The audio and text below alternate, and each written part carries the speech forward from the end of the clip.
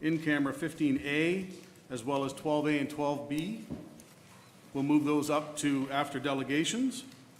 And I would suggest for the in-camera, because there's so many in the House tonight, that we as a delegation will move into the other room for the in-camera session. Thank you. Is there a seconder for that? Moved by Member Bell. Move those items forward. All the in-cameras will be heard at the same time.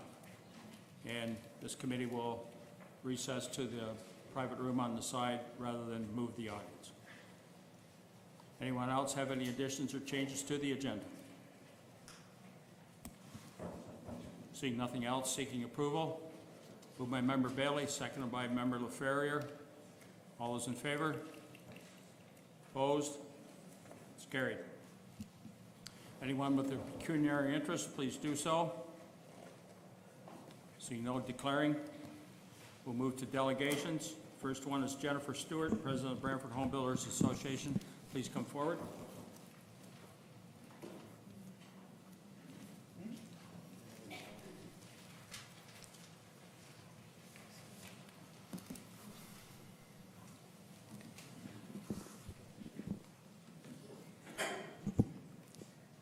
Good evening, Chair Wheat and members of the committee. My name is Jennifer Stewart, and I'm here tonight as the President and volunteer of the Brantford Home Builders Association. We have provided a written, detailed submission that the committee has received. I hope everyone had a chance to read it. I am not going to read all our concerns, but will highlight a few points. In our opinion, the tapping the brakes approach conflicts with the Provincial Housing Supply Action Plan. We support the right that everyone should have housing, but we have a housing shortage in Ontario. The reason we have this is because of lengthy approvals and high costs of development. We all know someone that is caught in the housing crisis. 83% of buyers can't afford a resale home, and 56% of renters can't afford an average two-bedroom apartment. Thankfully, some homes are being built in Paris right now that are being rented. People are getting creative in finding housing. I know of 2 families that would not have a home right now if they were not able to rent a new home and share it here in town. A developer must have the ability to apply and get the process of development underway as soon as possible. It can take up to 10 years or more to get a subdivision approved. Just to give you an idea, to rezone an existing infill lot in town can take a year or more. That is if everything goes smoothly. While the optics of tapping the brakes may look good from a slowdown development point of view, it will not fix any immediate problems. It will only delay housing in the future and cause a housing shortage again moving forward. It will also cause an unforeseeable amount of time of no development charges coming in. No development charges, no expanding infrastructure. We agree that the Paris Master Servicing Study must be completed. If we do not have the servicing, things will not get built. There are rules that the town and developers and builders go by to prevent overbuilding. If a subdivision does not have allocation, it simply does not get built until it does. We at the Brantford Home Builders Association disagree with the staff that the solution of any Paris's infrastructure problem is to impose a moratorium. Therefore, we recommend that the committee does not support these recommendations. Thank you for your consideration.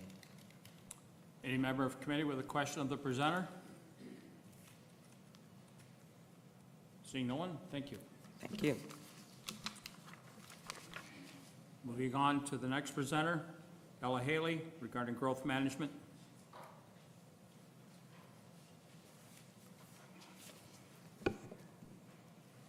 Heather, do I have the video remaining here? Thank you. Okay. Good evening. Thanks for hearing my delegation tonight. I am very, very impressed with what's proposed. I think it reflects good governance and best practices in land use planning. I'm just looking at, I'm sorry if I call it Rob Trotter's key principles. I'll call it P1938 if you want. But I think the key principles are that development has to pay its own way with development charges. I'm reading from the proposed bylaw. I think it's great stuff. that development has to pay its own way with development charges that truly reflect the cost of new development, and that any new area studies or area study, is there a typo there? Sorry, for residential draft plans of subdivision and applications for residential plans of subdivision, other than those already on the table, that they be considered as premature until, and these are the really key things. I'm going to go down to from 2 down because that's what this municipality, that's what this council has some say over, until a master servicing study update for the proposed development area is approved by council, makes great sense, until the growth management strategy, the staging of development is approved by council, until new development charges are adopted by council, and I've gone through appeal, and until we know that we have necessary budget funding. I think that this is wise governance. I think it's amazing. And I fully support this for the town of Paris. So I just want to say I fully support it for the town of Paris, but I am reflecting with sadness on what has happened in the county, and I just have a little history maybe for, I think there's mainly Paris audience here. I've seen huge development plans in the past for Cainsville Residential, Johnson Road, huge amounts of residential development by a company that came in from Calgary. I've seen my mother's farm and Langford have huge development plans. And so it worries me that we don't also later on adopt it for other areas in the county. I've also seen developers come at official plans and then convert. I mean, the shoe-in is we want employment lands, and then at the next official plan we say, oh, well, could we convert some of that to residential or all of it? I ran in the last election, and so this is where I'm raising some concerns. I got the top votes in the airport community. Their key thing was traffic. They're getting all kinds of development pressure there. Some of the streets have no sidewalks. One of the streets with no sidewalks, the kids were playing. A little girl got hit. She's got a head injury now for life. And so they were really worried. They say cars coming in off Colburn Street onto the side streets there, Colburn Street West, they're getting so much more traffic that they're very worried. And so if we applied some of this good governance, some of this planning that you're looking at for Paris, I think airport people would be a lot happier. Same thing in Mount Pleasant. I campaigned on a bicycle in Mount Pleasant. Have you ever tried bicycling Mount Pleasant Road? If you go maybe on a Saturday at 7 in the morning, but if you go during rush hour, children cannot cross that road. Children walk, or there's a lovely school in Mount Pleasant. They all get driven. They can't cross the road. So if they live on the right side, they can walk to school. But they can't bike along Mount Pleasant. They can't walk along the east side. And you've got all kinds of development pressure now coming in Mount Pleasant. I know there's a slowdown because there's not enough water, but as soon as Tula Heights gets its water, then the water allocation goes to Mount Pleasant. Those people, you've got retirement homes there, 2 of them. And you have no safety crossing for, we need that infrastructure. We need safe crossings for the seniors and especially for the children, both of them, seniors and children. I wanted to show you a video. I'll show it to you at the very end. I was following the annexation, and this is where I'm really sad and just wanting to share this with Paris people and the new councillors. I think the existing councillors know the story. Here we have a new mayor in Brantford, Kevin Davis. Here he is before the annexation representing North Powerline Group. Where's the development going now? North Powerline is all set to look much worse than Paris is right now as far as mega development all at once. So here's the north, all kinds, there's a little key inset there. For 8 years on the far east, in the purple, we were in a hearing to try and protect that. When I moved back home, in 2005, I came back home to the farm. And when I moved back home, there was a map. And on the north and on the east and on the south, you had a protected green belt. We were the first ones, basically, to have a green belt before the provincial green belt. This was protected agricultural land, a green belt. And now it's being paved over. So I really love what you're proposing for Paris, but I'm looking at, this is gone now. This is why we're flush with money. We sold this. But I'm sort of looking at, there's 5 wards in the county. We're sort of like your children. And so don't sell us off, okay? And don't pave us over. That's a request. We feel, and people in Tula Heights, We packed the halls. I mean, I was told for this meeting, you know, write letters, tell your counselors. We packed the halls, we wrote letters, we brought over 2,000 petitions. We were not heard. So here's the key to that development that you just saw, and it's neighborhood residential, all the roads, it's new schools, high schools, elementary schools, and so that's what's coming on the north there. Here's the south. This is Tula Heights. Lovely agricultural land there, and it got annexed. Same thing, it has a key, but the key is quite similar. I just wanted to show up the film if I could. It's just 3 minutes. I have it. Sorry, click escape and then.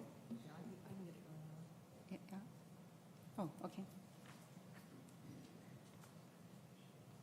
So this sort of reflects why we're concerned and why we would like, I fully support it happening for Paris, but this reflects some of the concerns. It's interesting, for the longest time, we were dealing with local development, you know, the big boys are coming and, taking over again. So we need good staff and good experienced counselors to be able to fight that. Well, so urban sprawl is important because the city of Brantford is continuing to expand outwards. That's for the people of Brantford in terms of the cost of providing their services and infrastructure within the city. But for the county, I think it's really important that we preserve the rural way of life. We're seeing it disappear as we did in a lot of the communities in the greater Toronto, Hamilton area. We've seen a lot of smaller, rural communities be absorbed into ever-expanding cities. So the Sustainable Branding incurred a $20,000 debt when they challenged the county on the redesignation of Pine Farmland just north of the Garden Ave interchange. They annexed 6,500 acres, the largest annexation of Pine Farmland in southern Ontario recent history. People throughout the county have signed petitions, and we've said we have to save this farmland, and nobody seems to be listening, and the city and the county negotiated that huge annexation. I say to people all the time, it is such a fascinating time to be part of Brant County. There's so many environmental causes going on. There's the heritage causes that are happening.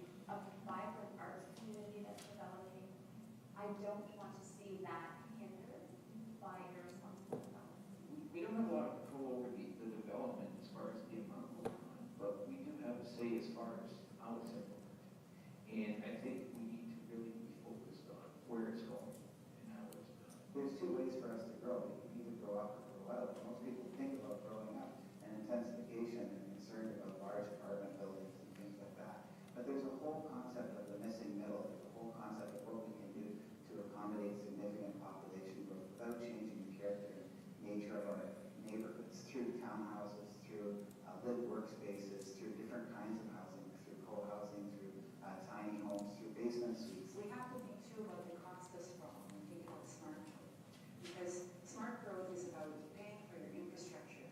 And if you have sprawl, then basically you've got these sewer pipes and water pipes that cost the taxpayers a great deal of money. Growth is not really paying its own way. So compact communities with tight infrastructure, with compact infrastructure is much, much better underwater. Development should be hard. It should be difficult.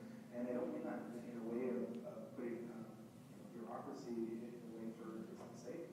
But what I mean is that we need to phase in development. We need to make sure that development comes in consultation. Sometimes we need to say no and the right no. And we need to send a signal in our entire county to developers that we know development's going to happen. We know some of it's mandated, but it's going to be the best possible development. There's going to be best practices utilized, and there's going to be certain investment in the infrastructure. Yes, that means that the homes that are built here will be more expensive. And we do have to work on affordable housing because it's lacking. But that's a separate issue. If these homes, if the developers have to pay more in order to develop them, there are rules attached, that's a good thing. But it also allows for us as a community to send that signal to developers so that developers know that, it's still going to be lucrative. Development's always going to be lucrative. But it's not going to be easy here. You're going to have to consult with our community, and you're going to have to take the community's lead, not the other way. And that's with thanks to Jane and Jury. Cassie and Mark helped us make that film. Thank you. Any member of committee with a question of the presenter? Seeing none, thank you. Moving on to Mary Bull, Wood Bull, representative for Cordon Farms. please come forward.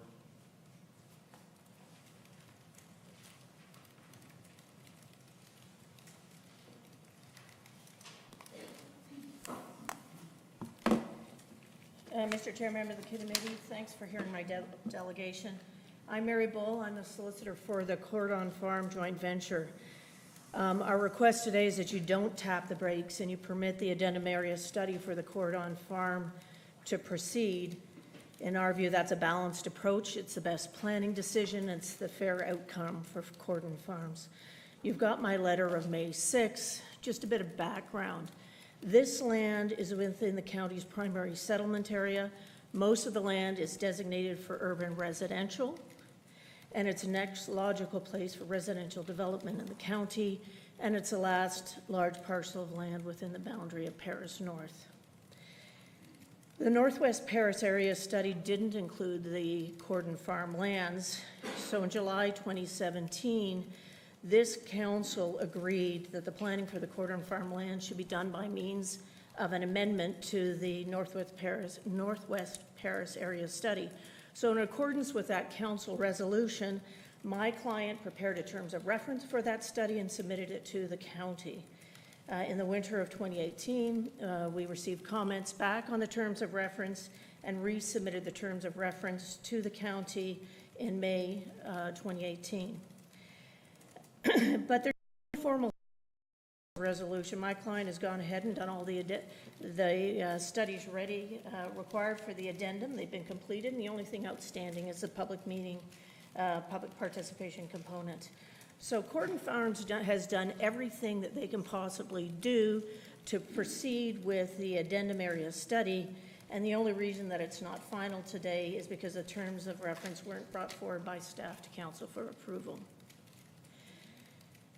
Cordon Farms recognizes that this county has challenges regarding the provision of infrastructure for development in Paris. And what we're asking you to do today is to make a balanced decision and not to tap the brakes, especially for the Cordon Farm lands. Permitting the addendum area study to go ahead is really the most balanced decision because it's the best planning decisions and it's the most fair to Cordon Farm. So why is it the best planning decision? Servicing study, the growth management study, and the development charge bylaw. In order to do those studies, you need to know what's going to be the land use for those lands. It'd be short-sighted to exclude them from your long-term studies. And the county shouldn't be worried about development going ahead of infrastructure because the county has all the tools it needs to make sure that infrastructure is in place by the time development proceeds. These studies take a long time. And the county has the tools such as holding and conditions of draft approval. So proceeding with the addendum area study for the Cordon Farm lands doesn't mean that there's going to be a shovel in the ground before infrastructure is available. It permits the planning to proceed, and the planning, as you know from this committee, takes some time to do. Also, allowing the study to go ahead is consistent with the province's recently released Housing Supply Action Plan. That plan encourages municipalities to tackle the province's housing crisis by making more housing available. And one of the key elements of the Housing Supply Action Plan is to reduce red tape and speed up approvals. By tapping the brakes, this county will be going against that direction and the key message from the province. Now, the fairness to the Cordon Farm lands, this council agreed that it should proceed by way of an addendum to the area study, and that's what my client did. To tap the brakes now and to not permit it to proceed would be going against that decision that my client relied on. So what's our request today?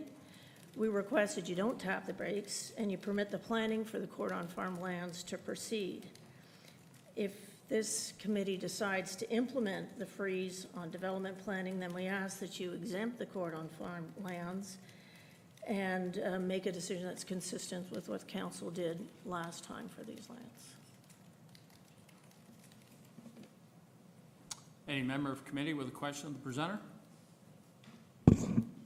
Seeing none, thank you. How does committee wish to deal with our delegation? Member Miller?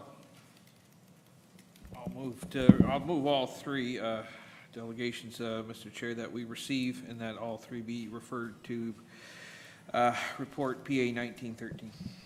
Seeking a seconder. Member McAlpine. Discussion? Seeing none, all those in favor to receive? Opposed? It's carried. Moving on to 5A, adoption of the previous minutes. Seeking a mover, someone have them? Member Coleman, second by Member Gatward. Any questions on those minutes? Seeing none, all those in favor? Opposed? Carried. Now we have a motion to go in camera. So for those in the audience, just maintain your seats. Committee and myself and the clerk will adjourn from this room, and we'll be back as quickly as we possibly can. Motion to go in camera by Coleman, second by Member Pierce. All those in favor? Mr. Chairman, could I just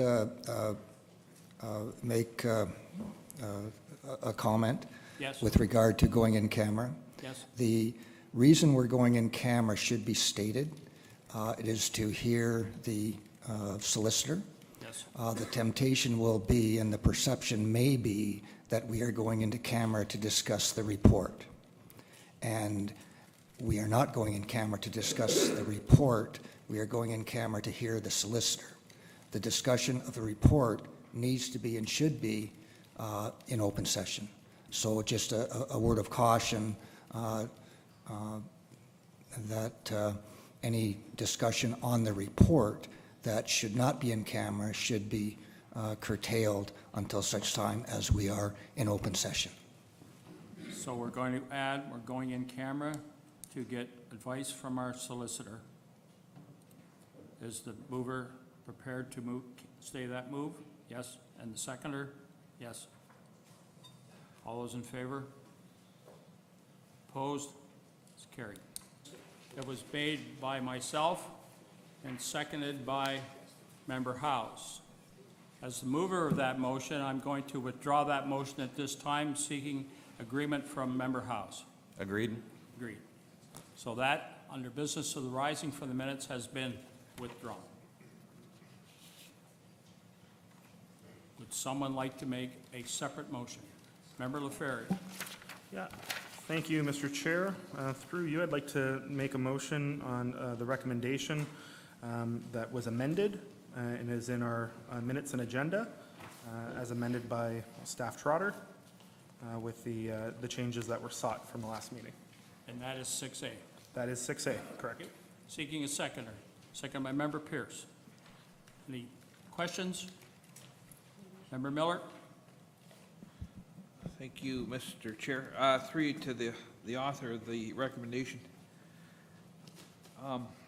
Just to be clear, if this recommendation passes, it does not preclude applications coming forward, but rather it influences how planning staff deal with it, or as far as their recommendation goes to the planning committee. Is that correct? Through you, Mr. Chairman, that is correct. An applicant could bring an application forward despite the adoption of a resolution. However, we would likely bring it to the committee and say, given the resolution that was adopted, if you were to adopt it, we would recommend that the application would be deemed on that basis. Okay, thank you. Any other member of committee with a question for the presenter? Seeing Member Howes? Would you turn your microphone on? We have a large crowd tonight. Thank you. Are comments allowed at this stage or just questions? Questions at this point, and I'll go to comments. Anyone else with a question? Seeing no one, anyone have a comment on this? Member House. I would like to thank Mr. Trotter for bringing this resolution to our table. I did a little bit of research this week The town of Paris this year is 169 years old. It took us 169 years to build 5,330 houses, approximately. In the pipeline already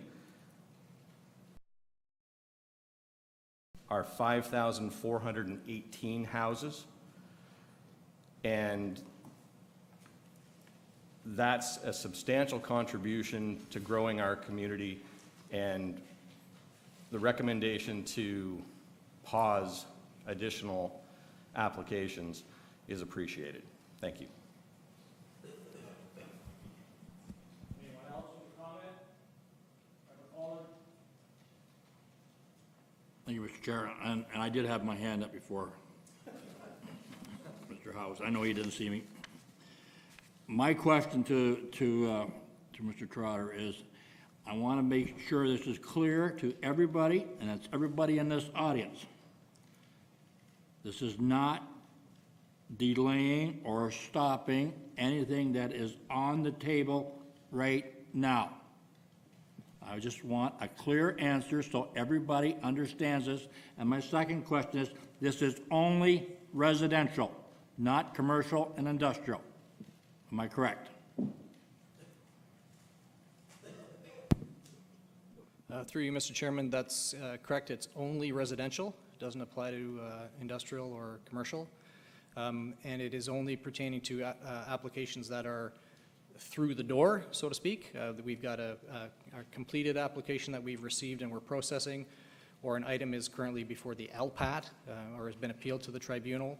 There might be one other category that's listed in the report, but that it does not affect items that are currently on the books. Thank you.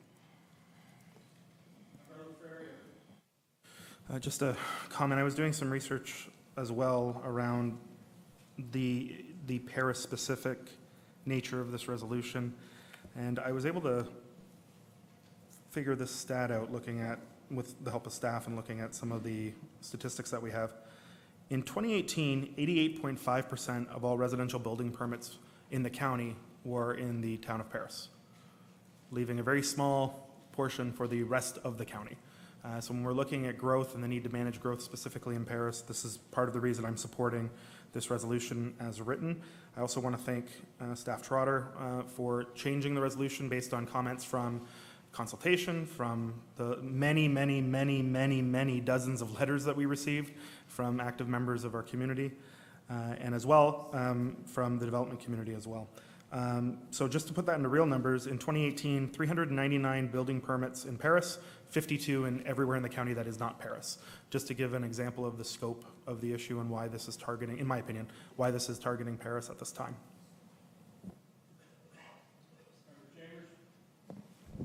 Thank you, Mr. Chairman. I have a couple questions, if I might, through you to the general manager or the director or acting director. I'm not sure, acting general manager, whatever you are these days, Rob. You've been everything. My question is regarding the third whereas clause. It says, whereas council has requested that staff bring forward a county-wide growth management strategy, in brackets, staging of development for council's consideration. My first question is, I don't remember council requesting that. Did council when did council request that? First meeting.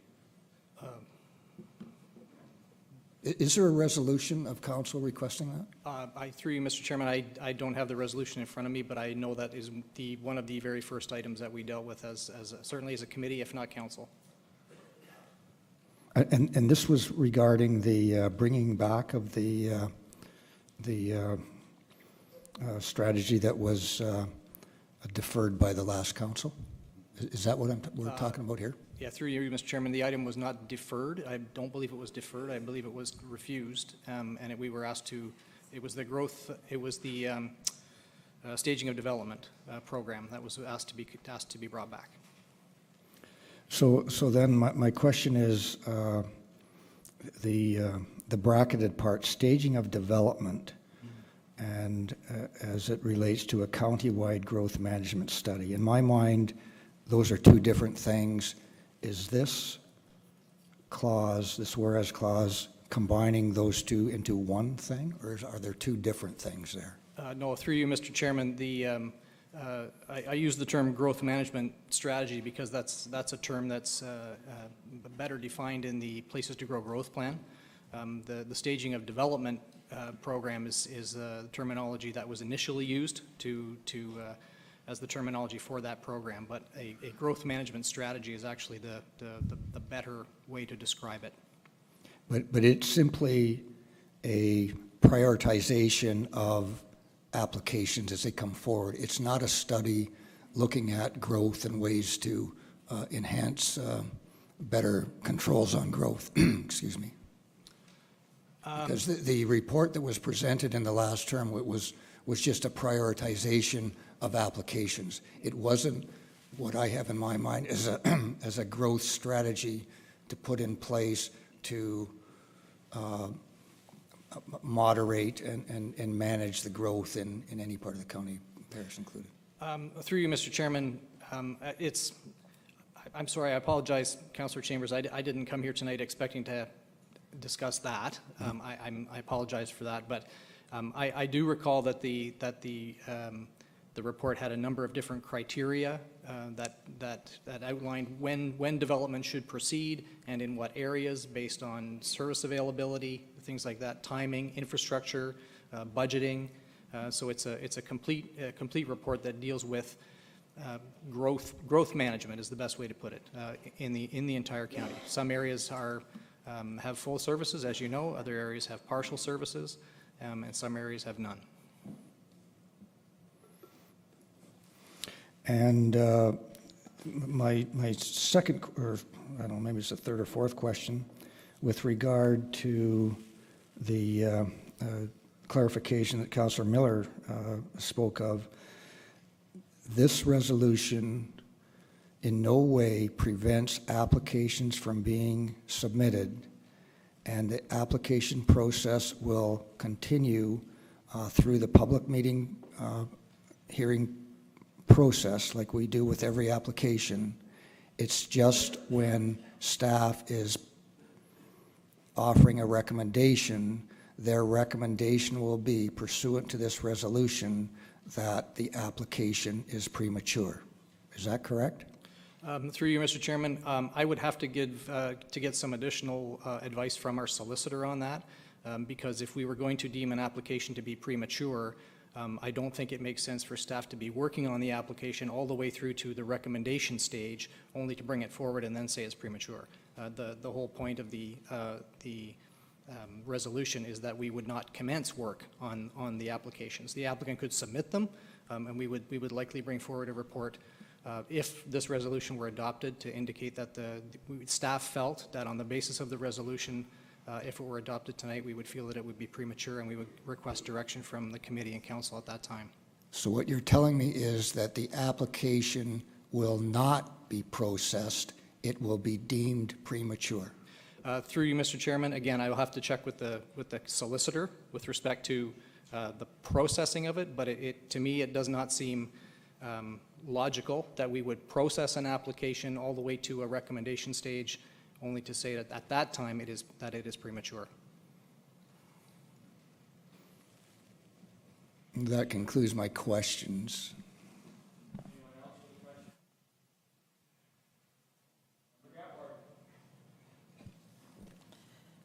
Thank you, Mr. Chairman. I do remember the evening that it was either Councillor Bell or LaFerrier brought forward, it was Councillor Bell, brought forward this motion to have another look at the management strategy. And I don't, my memory isn't super perfect by any means, but I recall that evening, and I'm not sure that Councillor Chambers was present, and that's probably why he doesn't remember this. But we had a brief discussion about this, and it was passed.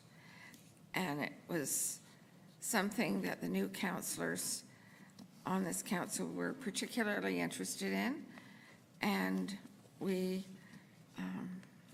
gave them the courtesy of approving it and moving forward to discuss further growth in Paris. Thank you. Mr. Chair, I'd like to move that we call the vote and it be a recorded vote, please. Trying to give everyone an opportunity to speak is very important, and I appreciate your motion, but at this time I'm going to decline it because I want to give everyone an opportunity. We have a large audience tonight. Point of order, microphone? Sorry, Member Howes, but I want to give everyone an opportunity. We have a large audience tonight, and they want to hear everyone's comment before I call the vote, but I appreciate your motion. Member Miller?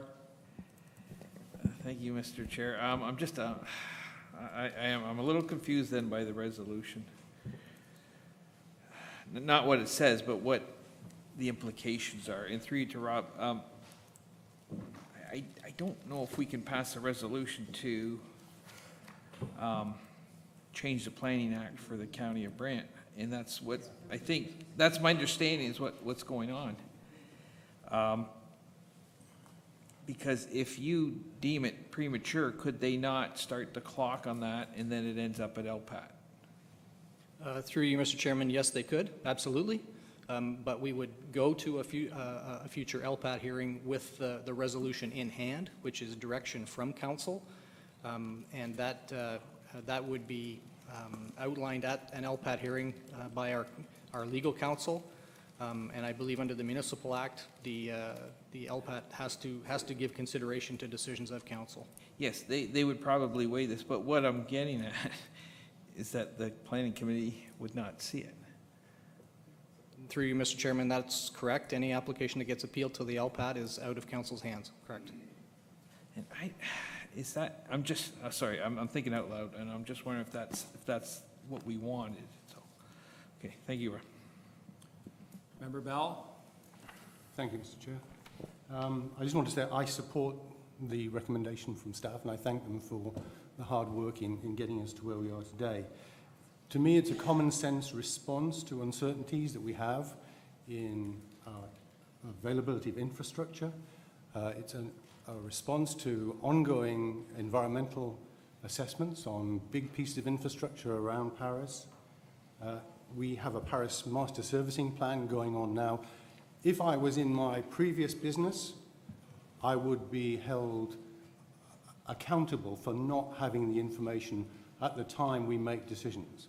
We need to have solid information about our capacity to accommodate additional growth in this town. Specifically in Paris, I'm very comfortable that we don't have the same situation in other parts of the county, so that focus on the Paris settlement area is quite correct. On top of that, we have a huge schedule of ongoing activity and infrastructure that is about to be launched on this town. What we need to do is focus on getting what we have on the table today right, and that's why a pause, a tap on the brakes makes good common sense.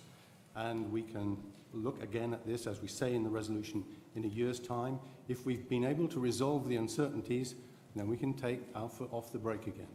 Thank you. Member LaFerrier? Thank you. Through you, Mr. Chair, since we're back to questions. You previously had stated in one of your responses that it would still come to committee if a developer or a plan had come for an application. That would still come to committee. My understanding of what you said in that initial piece and my understanding of the system and how it would work is the application would still come to committee, it would just be more likely to not be recommended by staff due to the weight of this recommendation. So there would still be a public hearing. We wouldn't be changing the Planning Act just for us or just for Paris as it's been characterized by another member, correct? Through you, Mr. Chairman, as committee is aware, we have typically a two-cycle process. We have an information meeting, we'll see some of those tonight, and then we have a recommendation meeting. My sense is that, my direction would be that at the information meeting, the very first point of contact with council, we would be bringing forward that our recommendation that the application would be premature on the basis of tonight's resolution. And to clarify simply for everybody in the audience and watching at home, that would be tantamount to a public meeting where anybody who has concerns in the public would be able to see, hear, and understand the application. Yes, through you, Mr. Chairman, that's correct. And further to that, if it was to get to LPAT, which, by the way, a number of plans go to LPAT anyway as it currently stands, or if it was to go to a form of court, a number of plans go to court anyway. We can't prevent people from suing any more than we can prevent them from speeding. But the point being that this would have some weight in those other areas of adjudication, correct? That's correct, Mr. Chairman. I think that the other thing to consider is that recent applications that we've had appealed to the LPAT we are getting hearing dates in mid-2020. And just one last thing, there's been about, I believe, something like 9 to 12 changes from the original recommendation based on requests of council, things we've heard in the community, and also some consultation, including letters, et cetera, from the development community. So we have been listening and being flexible on that, correct? Through you, Mr. Chairman, yes, there are a number of changes to the recommendation on the basis of those very things. Thank you so much. Member Chambers. And again, this is important, an important question, an important clarification, because what's at stake is the public's ability to have input in the application process. So I understand the process to be that a developer will make an application. The staff will process the application. A public meeting will be held, as we usually do, to gather information about the public, about the project. And then the staff at that time will say that the application is premature and it will not go forward to a public meeting where a recommendation will be offered. Is that the process? Through you, Mr. Chairman, that is how I see that process working, correct. Okay. So the decision the application will be presented to the planning committee with the public having opportunity to make comment on the application. And then it will be deemed premature, and then that will end the process until such time as the 6 conditions are met, or until a review or a revisit of this, what I'll call a policy, will occur after 12 months. Through you, Mr. Chairman, I would agree with that. I would suggest that's the best way to handle it. It gives the public and the developer an opportunity to bring forward the application, and this committee and council to make a decision with respect to the prematurity. Member Pierce. Thank you, Mr. Chair. If the questions are completed, I would just like to add a comment on this. First of all, I support this 100% of what we're doing here, and it's for a couple of different reasons. We hear now that we have infrastructure problems. Again, I'm just speaking of Paris, which is what this is for, that we have infrastructure problems in Paris. We know this, and we have, as Mr. Howes said, 5,000 homes already in the pipe that are coming. I think we owe it to the residents to make sure that we are prepared for those 5,000 homes that are coming.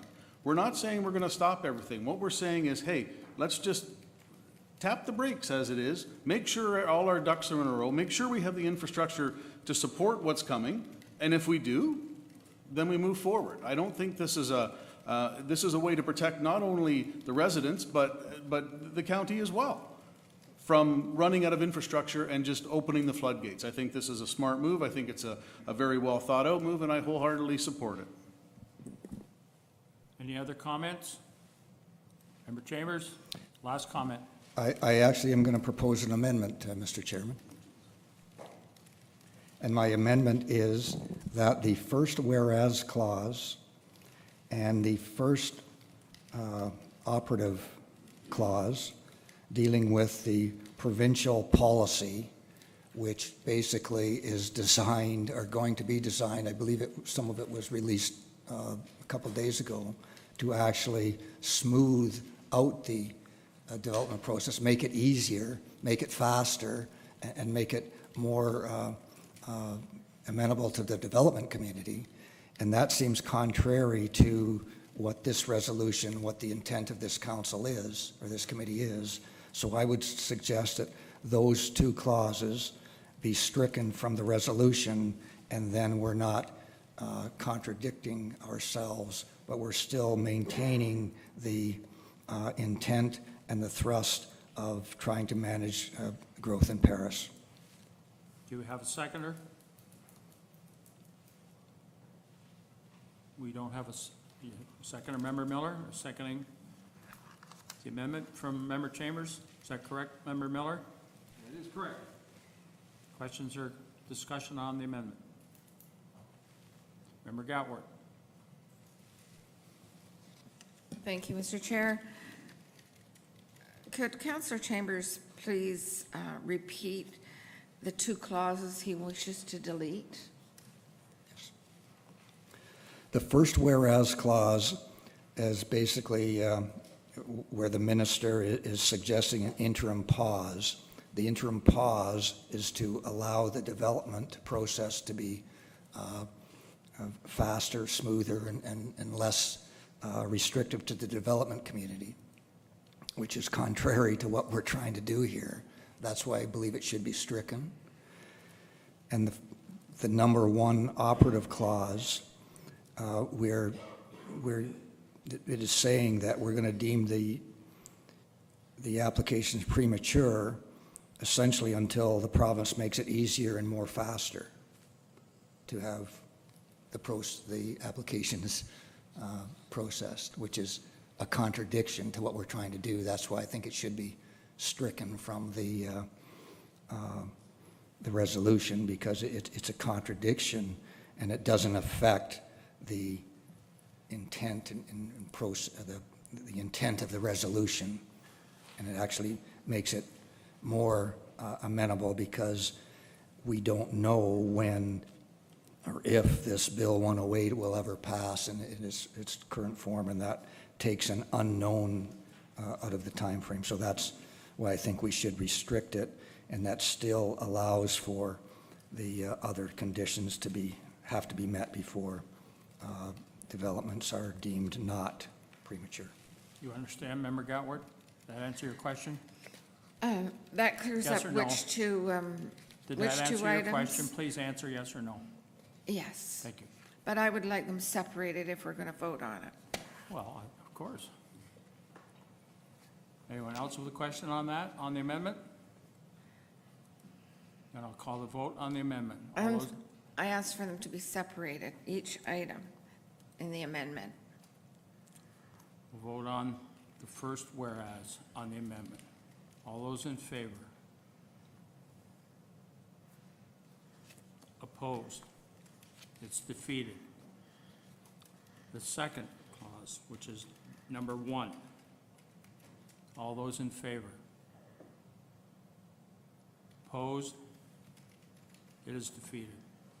We're back to the original motion. I'm going to call the vote. No more questions. We're calling the vote.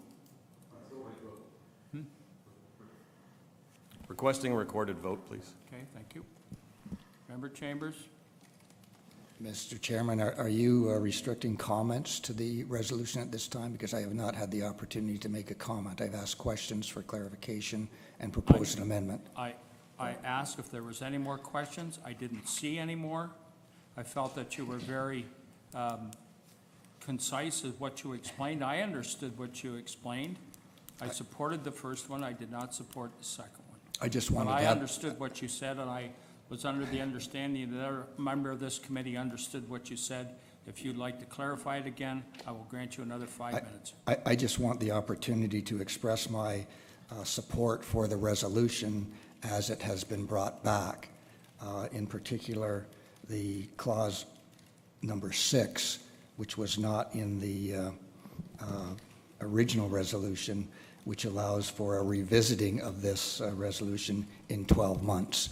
And I think that is good, a good thing to have there. It takes the indefiniteness out of the resolution. The important, in my opinion, the important clause is number 5 that says any necessary budget plans are in place to provide for the necessary infrastructure in support of the accompanying growth. This is probably the most important part of that resolution, which says that growth will be deemed premature unless we have budgeted plans in place to address the infrastructure deficits. That's an onerous clause, but it's a good clause, because if that clause was being in place for the last 10 years, we may not have been in the position that we are in today with the accelerated growth. My other comment is that as good as this resolution is, it is not enough, because it does not address the issues that are ongoing today.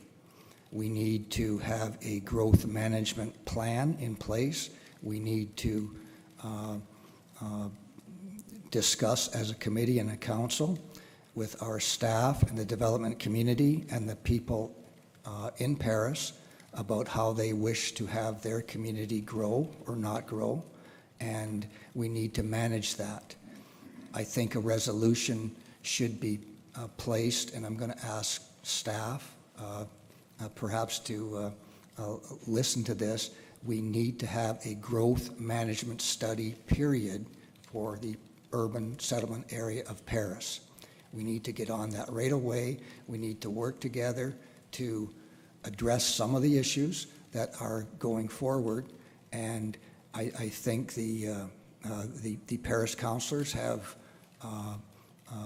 through the last election campaign, heard loud and clear what a lot of the residents want, and we need to pick up on that.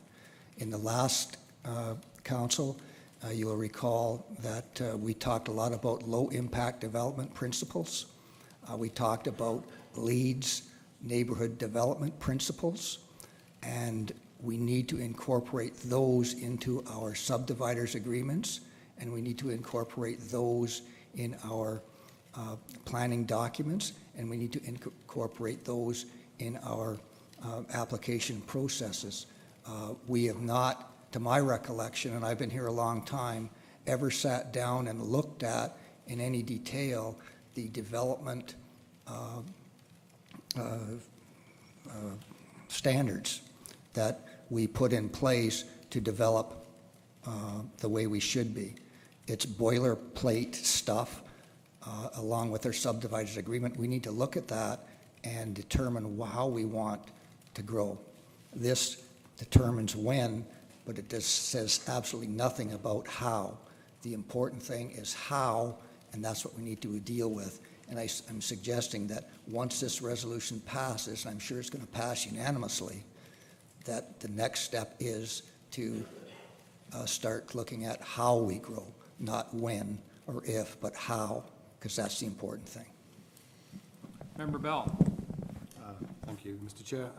Just like to thank Member Chambers for his comments. I think they're very appropriate. I think he's hit a real nail on the head there about a growth management study. I think that's where we wanted to get to.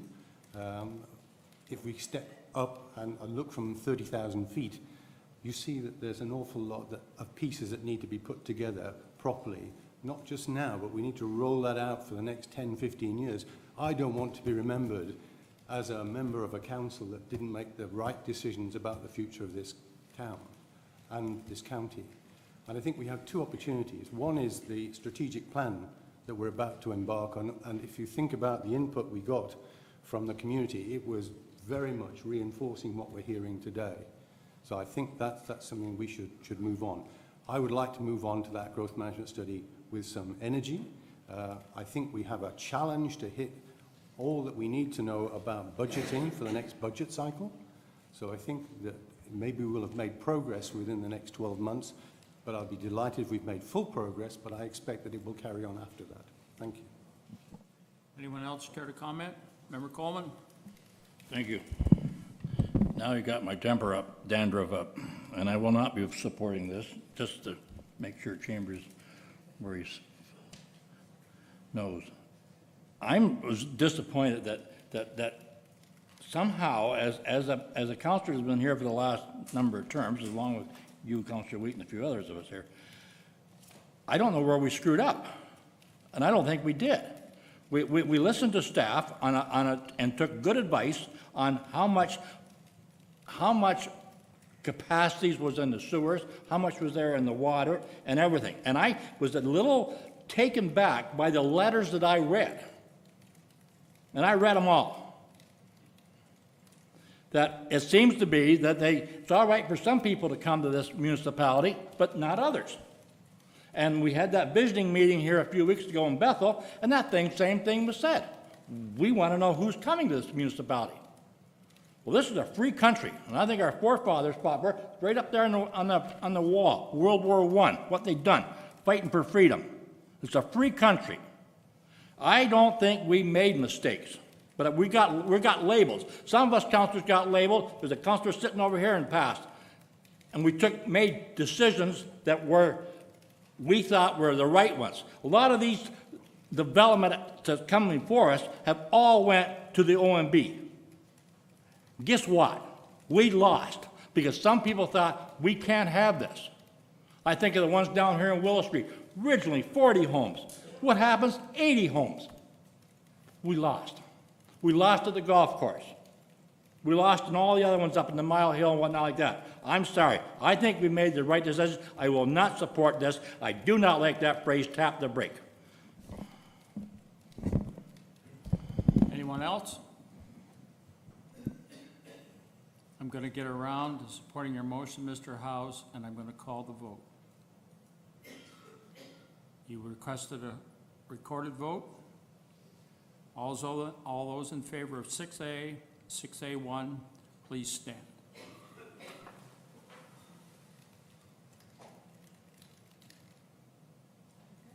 Yep.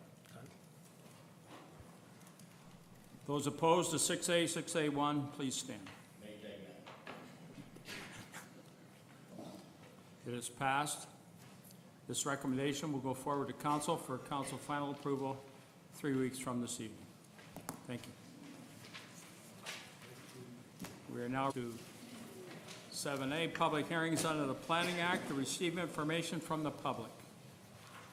And I'll ask our planner, Mr. Davidson, to come forward and present.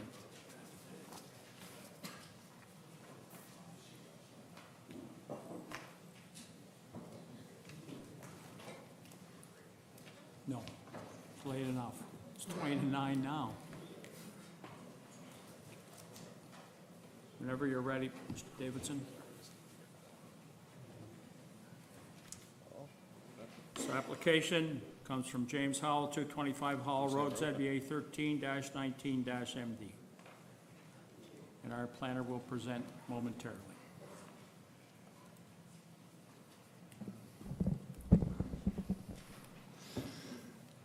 Thank you, Mr. Chairman. The application is situated at 225 Howell Road. The application or the property is on the north side of Howell Road. The current land use designation is agricultural, and presently the lands are used as an orchard. It does have a temporary zoning to allow for a pavilion related to a cidery. So the current zoning is T-temporary-46, and that does allow for those temporary use of the pavilion that is affiliated with the cidery use. So the applicants are proposing to rezone the portion of land that is currently temporary to allow for the permanent use of a special events structure that is accessory to the cider operation and the apple business. It would be limited in size to 140 persons. So in relation to this, there was a justification or a letter provided by the applicants. The key issues are conformity with the official plan policies, conformity with the guidelines on permitted uses in the Ontario Prime Agricultural Area, and ensuring that the proposed use would not hinder the surrounding agricultural uses. So tonight we're gathering information. We have circulated the application and getting comments back. We will be preparing a recommendation report in the future, and I am here to answer any questions that you might have in regard to this. Any member of the committee with a question? Seeing none, is the applicant or the agent of an applicant here would like to present? Please come forward. Would there be any questions of the applicant? If there are questions from committee, I will have to ask you to come forward. Mr. Howell, does any member of committee have a question of the applicant? Seeing none? Need a motion on the application? Oh, members of the public. There might be people here to speak to this. Any member of the public like to speak to this application? I'll ask a second time, is there any member of the public who would like to speak to this application? We'll ask a third and final time, is there any member of the public who would like to speak to this application? Seeing no one, how does the committee wish to deal with this application? Member Pierce. Move to receive. As information, seconded by Member Coleman. Any other questions of the committee? Seeing none, I'll call the vote. All those in favor to receive? Thank you. Moving on to 8, public hearings under the Planning Act to consider staff recommendations. And the first one is from Peter and Susan Canuso, 1004 Sawmill Road, ZBA 7-19-MD, and I'll ask our planner to present. Thank you, Chairman. The application is, or the property is situated at 1004 Sawmill Road, and it is situated on the south side of Sawmill Road. Across the road it's actually the boundary road between the County of Brant and the City of Hamilton. Presently, the site is zoned for agricultural purposes. The applicants applied in 2008 for a garden suite on the property, and the garden suite has existed at that since that time. The occupants of that dwelling are still able to remain in the dwelling, and as a result, the rezoning had lapsed. They have made the application to extend the present situation. The staff is of the opinion that the proposed use is in keeping with the policies of the official plan and the provincial policy statements, and are recommending approval of the application. That concludes my comments. Any member of the committee with a question of our planner?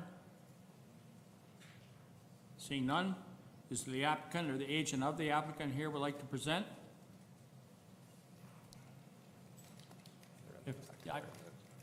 If there is a question from committee, I may have to ask you to come forward to answer. Is there any member of the committee that would have a question of the applicant? Seeing none, is there any member of the public would like to present? I'll ask a second time, is there any member of the public who would like to speak to this application? I'll ask a third and final time, is there any member of the public who would like to speak to this application? Seeing no one, how does the committee wish to deal with it? Member Coleman. So move the recommendation. Seeking a second, I have one of Member Gatward. Any questions? Comments? Call the vote. All those in favor? Opposed? It's carried. This recommendation will go forward to council 3 weeks from this evening for final approval. Sir? Moving on to B, Nelson Jeanette, 3 Mar Drive, ZBA 12-19-DN, and I'll ask our planner, Dan Misniak, to present.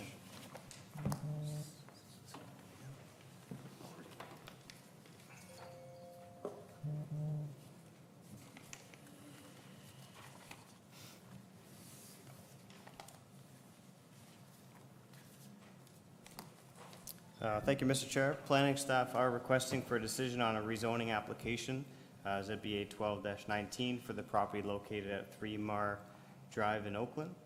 The application was presented and accepted for information purposes at the April 2nd Planning Advisory meeting. The application proposes to rezone the subject lands in order to recognize the existing lot of record having 0 meters of frontage along a municipal right-of-way. Subject lands will continue to utilize legal access over the abutting county-owned lands and privately owned lands at 1 Mar Drive. The application is required in order to allow future owners of the property to obtain a building permit. The presentation at the information meeting, as well as the staff report, includes background information explaining how this lot came to be. The subject lands are currently designated end zone agricultural.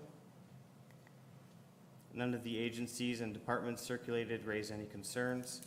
Staff are of the opinion that the application is technical in nature as it will allow for continued use of the existing lot of record. Staff confirm that the proposal is consistent with provincial policy and conforms to the official plan. It's being recommended that the application be approved. Thank you. Thank you. Any member of committee with a question of our planner? Seeing none, is the applicant or a representative of the applicant here would like to present? Please come forward if you're fine. If I have a question from committee, I'll have to ask you to come forward. Any member of committee with a question of the applicant? Seeing none, is there any member of the public who would like to comment on this application? I'll ask a second time, is there any member of the public that would like to comment on this application? I'll ask a third and final time, is there any member of the public who would like to speak to this application? Seeing none, how does the committee wish to deal with this application? Member Coleman? So moved. Second by Member Pierce. Any questions or comments? Seeing none, I'll call the vote. All those in favor? Opposed? It's carried. This application, this report will go forward to council 3 weeks from this evening for final approval, sir. Thank you. Moving on to C, Paul Aurora, 63 King Street, ZBA 2-19-JK, and we have a new planner, Ms. Kitchen, will present.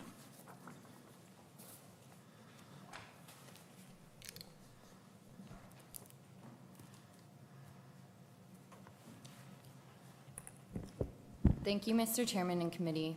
The subject lands are located at 63 King Street in the geographic township of Burford.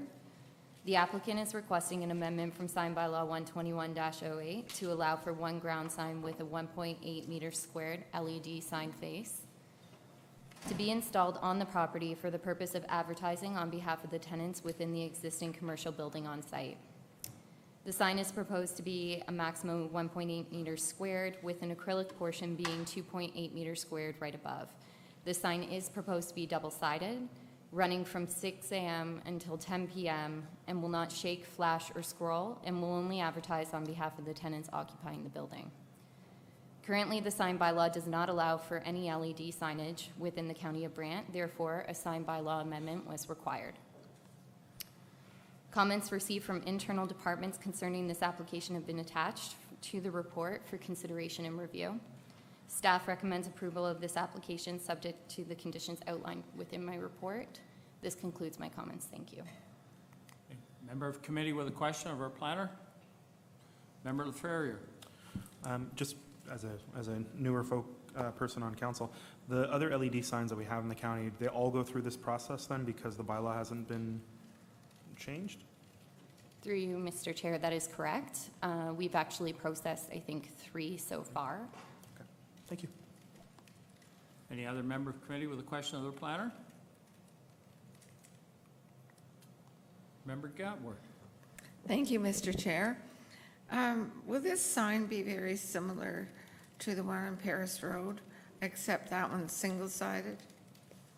Through you, Mr. Chair. So the one on Paris Road is actually double-sided, but it is much, much larger in size in comparison to the sign being proposed this evening. The sign being proposed this evening also only has a small portion, which is LED. The remainder of the top portion of the sign is actually acrylic and backlit, just like any traditional sign would be. Thank you. Any other member of committee with a question of our planner? Seeing none, is the applicant or the agent of the applicant here would like to present? Please come forward.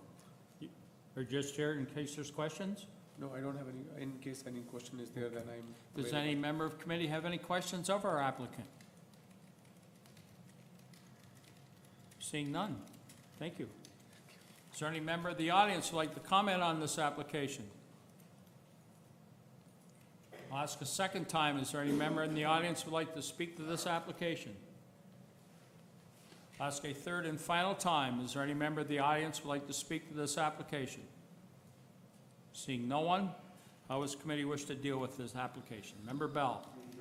Move to approve, seeking a seconder, seconded by Member Bailey. Any further questions or comments?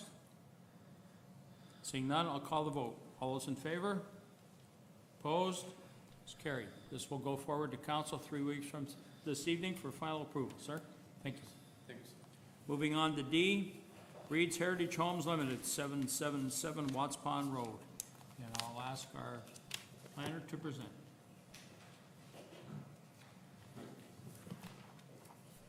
Thank you, Mr. Chairman and committee.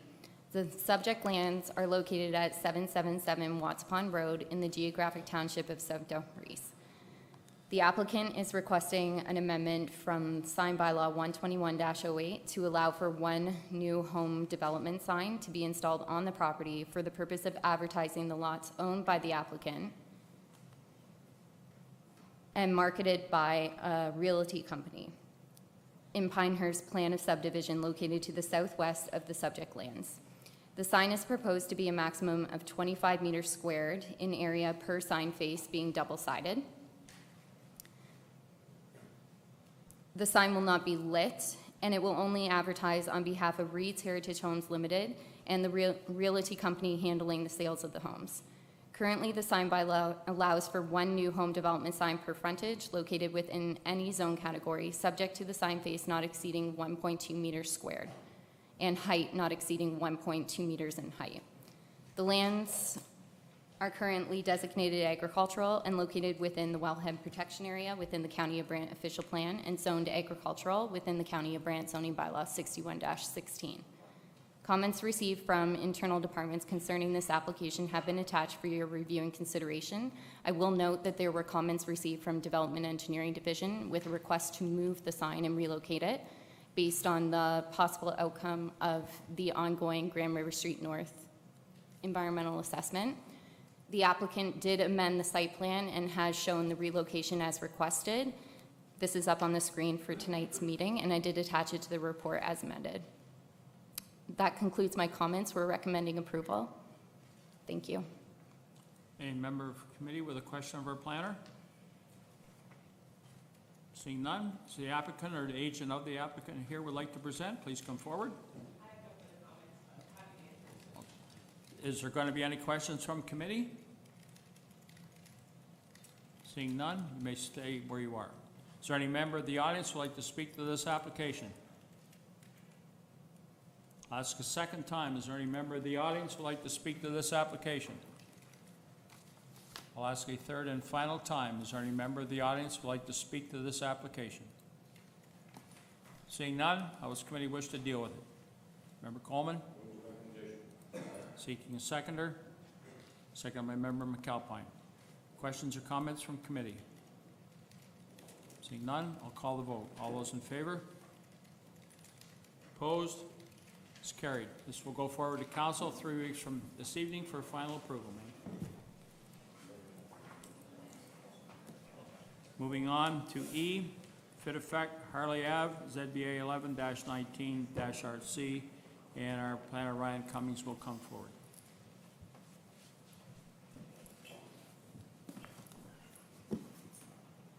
Whenever you're ready, take your time.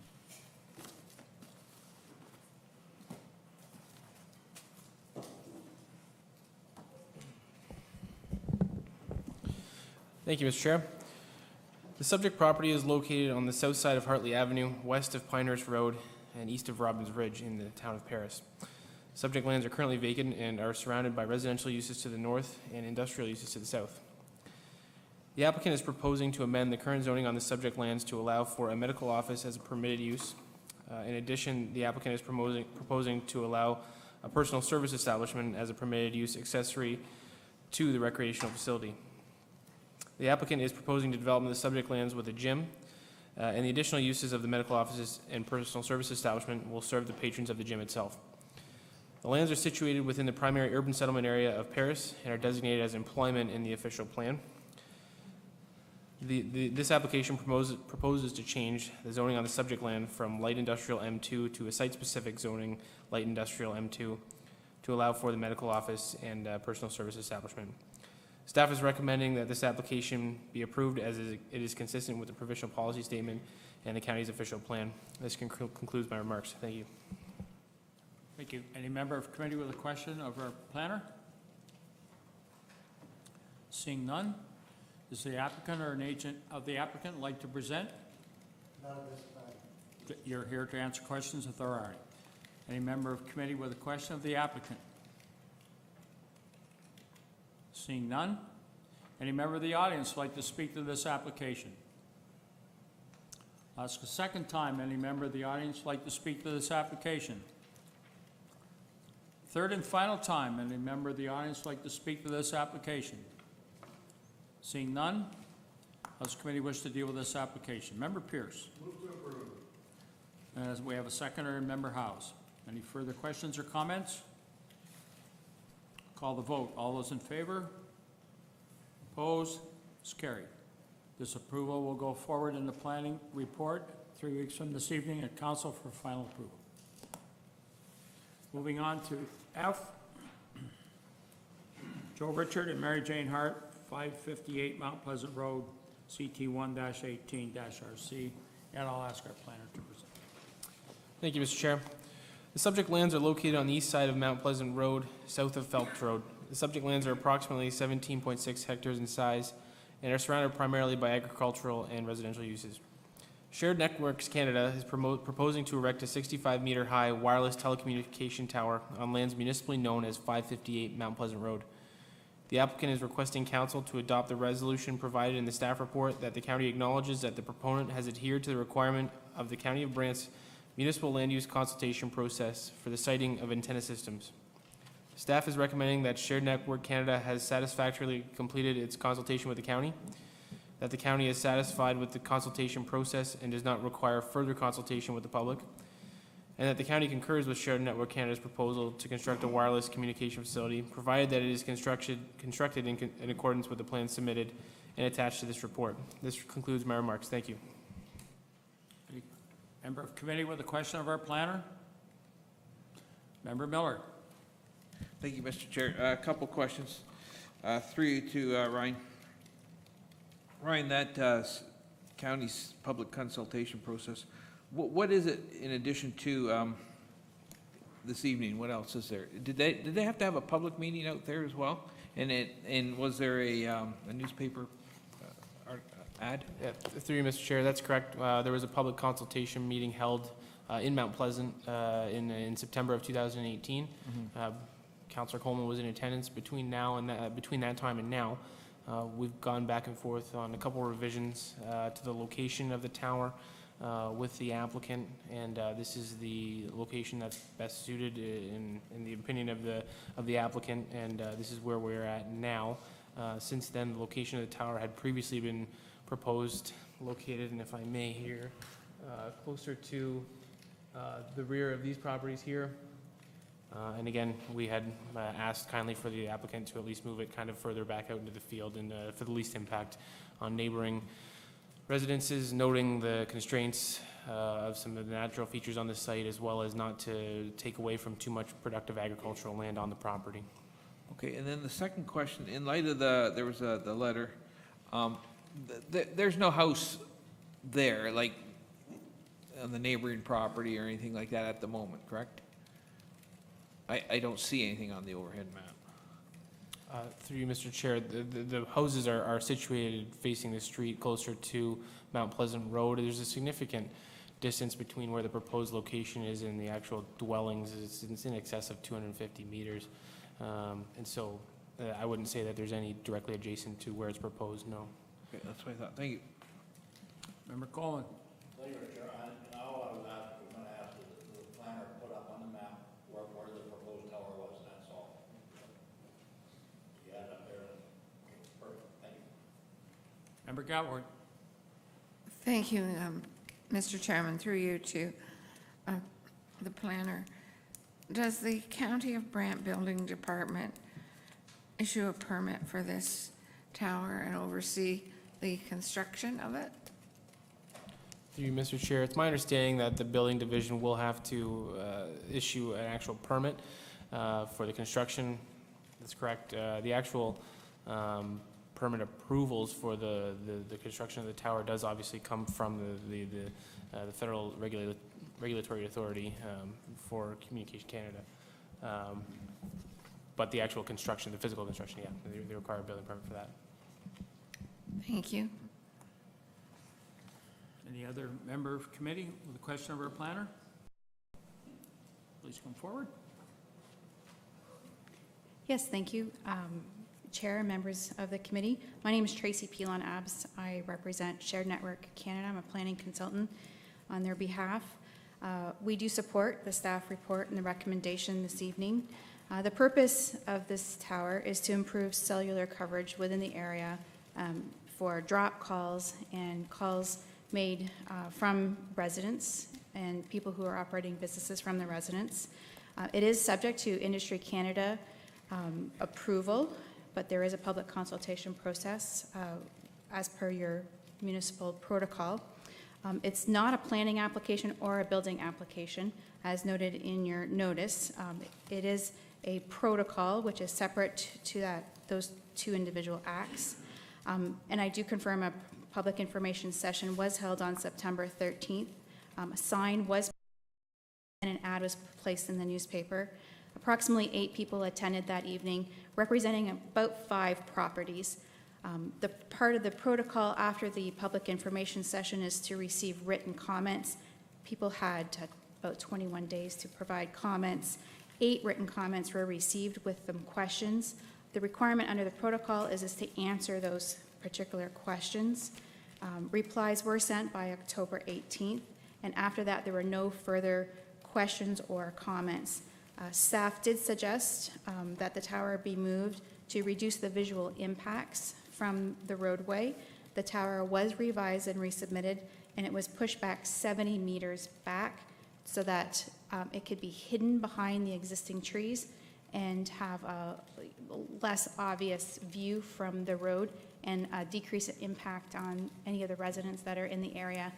As Ryan mentioned, that the houses are located close to the roadway, so moving it back essentially shrunk the view of the tower. So I'd be happy to answer any questions that you might have. Any member of committee with a question of our applicant? Member Miller. Thank you, Mr. Chair. Through you to Tracy. Quick question. I understand, cell towers are, they're part of our modern society. But what's the consensus on the value of neighboring properties when a cell tower goes up? Home values, which is an exercise that many planners review, could either be interpreted both ways. Some people may feel that it could increase the value, and some people could feel that it's decreasing the value. In this particular situation, we feel that there's a need. More and more people are using cellular service as opposed to landlines from their homes, and it is something that I believe that the county would benefit from overall by having a strong network of cellular coverage, which is what Industry Canada is trying to do, is make it part of your day-to-day needs, just like water or hydro. Any other member of committee with a question? Member Bell? Thank you, Mr. Chair. Through you to the delegation, sorry, to the presenter. One feature of these towers that I recognise is not how I see them in day, is how I see them at night time. And sometimes there's a flashing, strobing light on the top. Have we been considerate to the owners of the houses close by and point the strobing light in a direction which doesn't affect them? The design of the tower has been selected to blend well with the rural characteristic of the area. So it's a lattice self-support tower. So you can see through it, and it contrasts well with the sky during the day. In the evening, the lighting is regulated by NAV Canada, and it's required in certain areas based on airplane activity. So we don't know if a light is required until NAV Canada approves it. At this time, we do not believe that a light will be required on this particular tower because there are no nearby airports or trafficked area of local farm landing strips that we are aware of. But again, it is subject to NAV Canada, so it is out of our control. Any other member of committee with a question of the applicant? Seeing none? Thank you. Thank you. Is there any member of the public would like to speak to this application? Please come forward. State your name and address. Scott Murray. When you get here. Oh, sorry. Scott Murray, 548 Mount Pleasant Road. I have the property that is right at the corner of the proposed tower. I wish that it wouldn't be built there. I would like to build my house back there. And the one thing, you're asking questions to somebody who wants to build the tower. Like, you're asking the wrong person the questions, in my opinion. I had Adam DeGroat out to my place. He looked at where they were going to build the tower, and it is going to affect my property value. Perception is, you know, like, is, you know, it's not going to increase the value of my property like she says. Adam is well-known. And I really, you know, I moved to Mount Pleasant, like most people did, because it's beautiful. My piece of property is like a pristine piece of property, and you're going to build a cell tower right beside it. You know, you've probably never been to my property. You have. It's beautiful. And now we're going to wreck it. The tower, and it's really kind of in a hollow, should go behind Mr. Hart's house. He is the one who is going to benefit from this. It's up in a high area. In fact, at the meeting that we had, he said that he did not want that behind his house. He's going to put it behind my house. I don't agree with that. It limits the use of my property. Like I say, I want to build my house back there. How much, what's the variance from my property to the tower? What is that? What is the variance? How far away does it have to be? I don't know. My health concerns, right? There's, what's the health concerns of a cell tower? Like I say, I'm worried about my health concerns. And like I say, I want to build my house there. So how can we put a tower beside where I want to build my house? And really, I guess that's all I have to say. Thank you. Any other no, you don't ask questions of those people. Any other member of the audience like to speak to this application? I'll ask a second time. Is there any member of the audience like to speak to this application? I'll ask a third and final time. Is there any member of the audience like to speak to this application? Could the applicant come back up and answer a couple of questions that the member of the audience had? Thank you, Mr. Chair and members. With respect to the location, as far as we know that there's no building permit application for that proposed lot, but the current normal setback where all the other houses are located is approximately 250 meters away. There is no prescribed setback. There is no health risk. Industry Canada requires that all providers that go on the tower apply for a Safety Code 6 permit. That calculates radio frequency. There is no frequency that is harmful off the tower. If anything, the frequency is coming off your cell phone, and it's the impact on your cell phone close up to your skin. That is what's more concerning as opposed to what's coming off the tower. And with respect to property values, again, it's interpreted both ways. It could be a benefit to some people, and then someone would be attracted to your area because of that increase in service and cellular coverage, and not having dropped calls when you're in your car or when you're driving by is also a benefit as well. Thank you. I'm sorry, sir, I cannot allow you to speak out from the audience. How does the committee wish to deal with this application?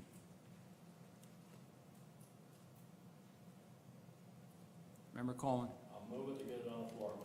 It's Moved by Member Cullen, second by Member Bell. Questions or concerns or comments? Member Miller.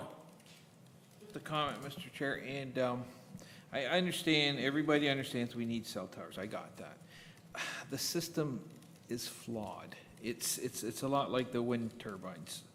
The people that put it up, it's on their land, they get the financial benefits because they pay the owner of the land to put it up there. It's the people, the neighbors, that suffer financially.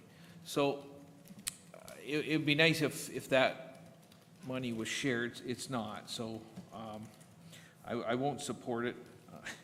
And I wish we, again, I wish we had a better system to do these things. Thank you. Member Coleman. Thank you, Mr. Chair. I totally agree with my Councilor Miller here. I will not support it. I have been there a couple times. I know the property. And I know everybody has a cell phone and all that, but I believe that the company should have done their due diligence and moved the tower to the back of the property. And I know they don't like to do that because it takes hydro to run those towers. But that takes it out of the equation of disrupting other people's lives. So that's the problem I have with supporting this. So I will be not supporting this application. Member Chambers. Thank you, Mr. Chairman. As long as there's opposition in the neighborhood to the proposal, I will not be supporting it. Member Mark. Member Mark. I won't be supporting. Barrier. Thank you. I won't be supporting it either if, due to the same reasons Mr. Member Coleman stated.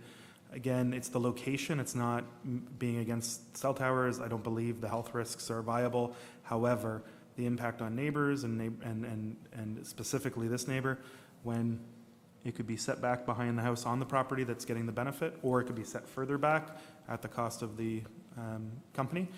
I'd prefer that, and I would look at seeing this again in the future and supporting it if it was in a different location. Member Bailey. Yeah, I can't support this either. Having lived in Mount Pleasant, I get why you've moved there. I've also had people call me and tell me that it was going to happen, and I came out and looked at it too, and I just can't believe that it's not on the property of the people that are going to benefit. You don't need to see that. That's unreasonable. Any other member of committee wish to comment? Member Gatward. Thank you, Mr. Chairman. Through you to the planner, the gentleman that came up, the delegation, said he wanted to build his house back there. Is that his property the tower's going on and not the applicant's property? I'm confused. You directing the question to me? No, through you to the planner. Go ahead, Ryan. Yeah, through you, Mr. Chair. The subject lands highlighted in blue are owned by the owner applicant for the cell phone tower. The delegate that was up previously is a neighboring property that's located approximately right here and runs to Mount Pleasant Road. And I believe his concern is with regards to the potential for constructing a house on his own property, which is adjacent to where the tower is proposed to be located. So is that a yes or a no? It's on the Joe Richard and Mary Jane Hart property? That's correct. Okay, thank you. Any other member of committee with a question or comment? I have one more thing I'd like to clarify, if I might, Mr. Chair. Certainly. This is not an application. This is a protocol, as Tracy, I've forgotten her last name, sorry, Tracy described. And we've had many of these towers come forward from Bell and Rogers and so on and so forth. So since it's not an actual planning application, can you explain how that works? Through you, Mr. Chair. Myself, as a planner, I struggle with how this works as well, because it's not regulated under the Planning Act, to be terribly honest. However, the county has adopted previously, I believe from 2011, as of the recent revision to that document is the protocol for dealing with cell towers. And in my recommendation, and you're correct, it's not a recommendation for a matter under the Planning Act, it's a recommendation under the municipal guidelines. In my opinion, not as a professional planner, but as a staff of this committee, this county, is that they met the requirements of the protocol, and that is the long and the short of my recommendation. Again, it's not the same as a Planning Act application as you had alluded to. It's a matter of the protocol that was put out in response actually to the sort of the proliferation of cell towers about 10 years ago now. So that's what we're dealing with here. It's not a Planning Act matter. So what happens if we don't inform Shared Network County or Canada of A, B, and C, but that's actually happened? Mr. Chair, if I may, I would ask Tracy to come and clarify for that and for my benefit as well. I understand that Industry Canada can issue the permits necessary to allow for this tower to be constructed with or without the consent of the municipality. However, I'd ask Tracy just to clarify the process. Thank you.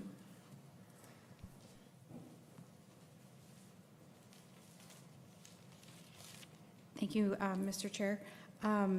Yes, so Industry Canada is the approval authority. They mandate that cellular towers are required as an infrastructure. They allow for public information so that the neighbors can learn more about the benefits of cellular tower, and they would also include the municipal consultation to review more specifics. For example, making sure it's outside of a regulated area from the Conservation Authority, that there is an adequate access, so that it's the design and the technical review that Industry Canada is giving us an opportunity to review with you. What we are asking council is a letter of concurrence, so a letter of support or non-support. Industry Canada could still approve this without your support, but certainly they would like to see council's support, knowing that this is coming into your community and that it'll have a benefit for you. There is a conflict resolution section as well, that if we do get to a point where there's some technical requirements that need to be reviewed in further detail, Industry Canada may step in and help with any of the issues that may be required. But from what we've heard from staff, comments were circulated, internal and external, and from the public. There were no technical changes to this. The entrance was accommodated.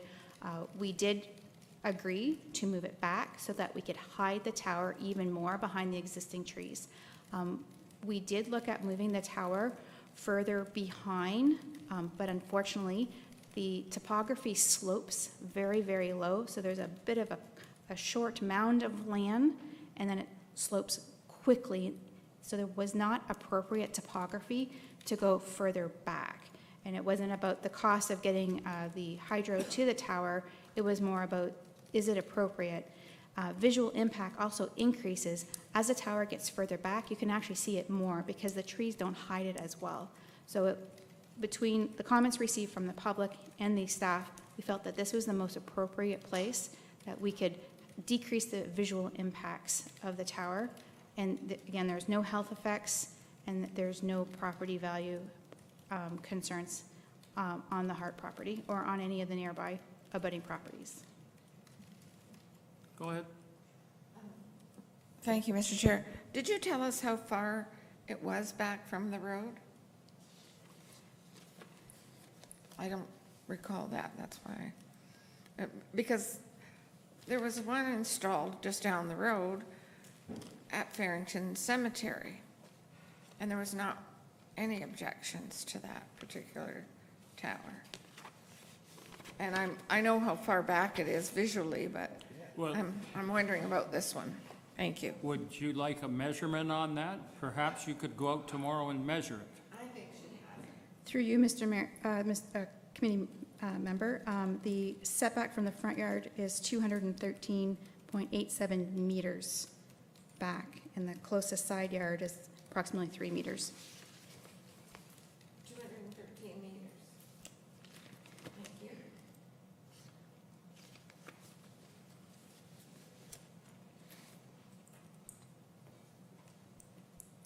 Is there any other questions or comments from our planner?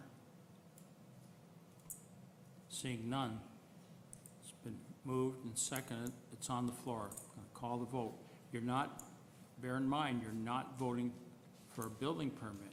You're voting on the clerk be directed to inform Shared Network Canada that, and there's 3 conditions that the clerk will be informing. That's what you're voting on. All those in favor? Opposed? It's defeated. So Heather, you don't have to inform them. But they may go ahead and build it anyway.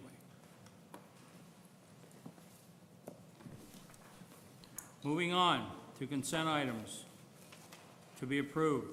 1, Heritage Committee minutes. Moved by Member Coleman, second by Member LaFerriere. Questions or comments on those minutes? Seeing none, I'll call the vote. All those in favor to approve. Thank you. B, consent items to be received. Someone like to move to receive that letter? Moved by Member Howes, second by Member Miller.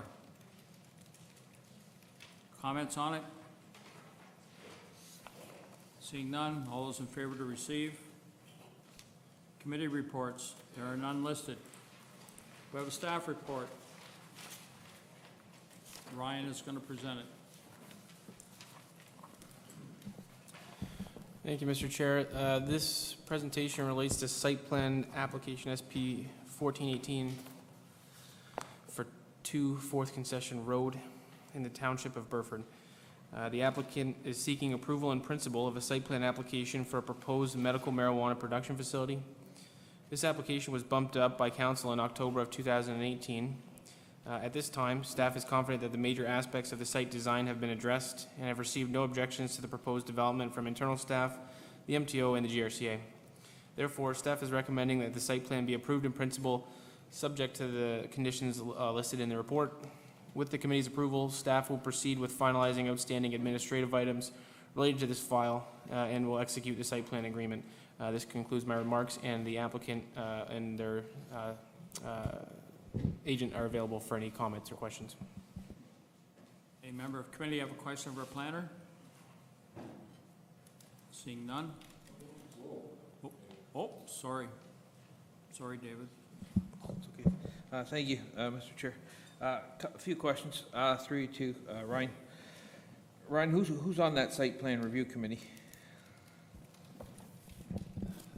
Through Mr. Chair, I hope I can clarify that we're not looking for names, it's just the actual staff functions would be our typical site plan committee, as we would process for any site plans, residential, industrial, or commercial. That would be development engineering, building, zoning staff, our legal staff. I mean, we circulate internal, the same people that we would virtually for any Planning Act application, and then any concerns or comments as required will be addressed through that process. The majority of the involvement from a staff level at the county is with regards to planning, myself, zoning, development engineering and building, and the fire department as well. And their comments have been satisfied this time. Okay, when you say committee and you're saying that to councillors, we think committee, so, okay, I appreciate that. Different staff members. The penultimate, the second last paragraph, you say staff note that cannabis production facilities are required to meet federal regulatory requirements from Health Canada. Through Mr. Chair, Health Canada, not the county.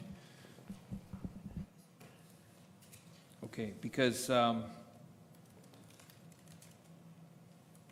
they have been called in the past, and they were told by someone at Health Canada to call your local OPP. So, anyways, there's some legislative oversight that's missing on this whole cannabis issue. Let's hypothetically speaking, if they were in contravention of their odor mitigation, is there any financial penalties for noncompliance in the site plan control? Is that something that we can put in there? Is that something we should put in there? Through you, Mr. Chair, to the best of my knowledge, I don't think that there would be any punitive measures that we could take against an applicant through a site development of this site within the scope of our authority. As it stands right now, the county doesn't have an odor control bylaw that would relate to these sort of developments, specifically pertaining to marijuana. And as we know, and as we're best aware, as I guess, is that that's regulated by the federal authorities and through their licensing program. And in my estimation, the greatest threat to their operation as it relates to odor control measures would be the loss of their license and their production ability. But I don't think as a municipality, without any bylaws in place or with any procedures in place, that we could put any measures into that agreement to penalize a developer in that regard. Okay, so we don't police odors, we can't enforce the odors, we can't even put in financial penalties, and yet the site plan that we are to approve, I'm just clarifying this, the site plan that we are to approve has odor mitigation in that, is that correct? Even though we have absolutely nothing to do with the odors once the thing's built? Through you, Mr. Chair. It seems to me. That's correct. Okay. Same with all the other marijuana facilities that we've Yeah, approved. okay, thank you. I want to ask you too about lighting. Does the site plan control address lighting? Through you, Mr. Chair, that's correct. The applicant provided a photometric plan to staff for review that showed, and it was our request that they show lighting on site, that there is no light leaving the parking area in the site specifically to impact any of the surrounding neighbors, and then we're satisfied that that's been Thank you. cleared, and so they'll be required to adhere to that. In the Okay, future. so lighting's in there. Okay, thank you. And last question, Mr. Chair. Through to Ryan. The site plan control that was circulated in 2018, today, that would have changed, I think, a fair bit.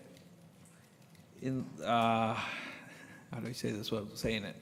In light of some changes to the property, I suspect it would have changed a fair bit from October of 2018. But there were some changes made, yes? Mr. Chair, I'd just like some clarification, specifically what, are you speaking to the changes between what was submitted and how we reviewed it and what changes we asked for, or the changes between when this committee saw it last for the zoning bylaw application and now? Yeah, between October 2018 and now, there would have been a few changes. With respect to our review of the site, there were some technical changes with the civil engineering design on the site. And in addition, we did request some additional buffering from the neighboring residential uses and the corridor road coming off Fourth Concession. We asked for a berm to be installed along with some coniferous trees for buffering. The actual design of the site and the way that it's laid out and the building has not changed very substantially since then, though. Okay, thank you, Ryan. Anyone else with a question of our planner? Seeing none, does the applicant like to speak to this, or the agent of the applicant like to speak? We're done? Did anyone have a question of the applicant? Member Miller, you're going to have a question of the applicant? I do. Okay, then I'll have to ask the applicant to come to the podium, please, to answer the question coming from Member Miller. So perhaps the nature of the question, we have the variety of different people here today. Bring them all.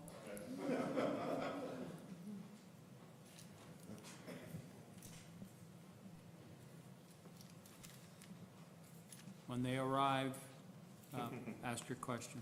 Okay, I'm going to read a 3-sentence text that I got, just to put my question in context. And the text says, "Hey Dave, maybe you can help me. I'm looking for the name of the person that issued the permit for the marijuana to be grown in greenhouse in Estonia. The smell is terrible. Estonia is the place on number 2 highway." And the reason I wanted to read that text is because this fella is 1 kilometer away from that facility. And I drove there to drop off some contact information, and the smell was terrible. Now, I understand we're probably not comparing apples to apples, but can you, and I read the article from, who's Mr. McKee? Is he here? I read your letter, it's in our package regarding. You have to excuse me, my voice is a little shot here, but it's okay. Try and fight through it. Anyways, We'll deal with it. You did provide some information on the odor mitigation, odor control. Correct. It's April 30th anyways. So I don't know if you can see that or not, so, but.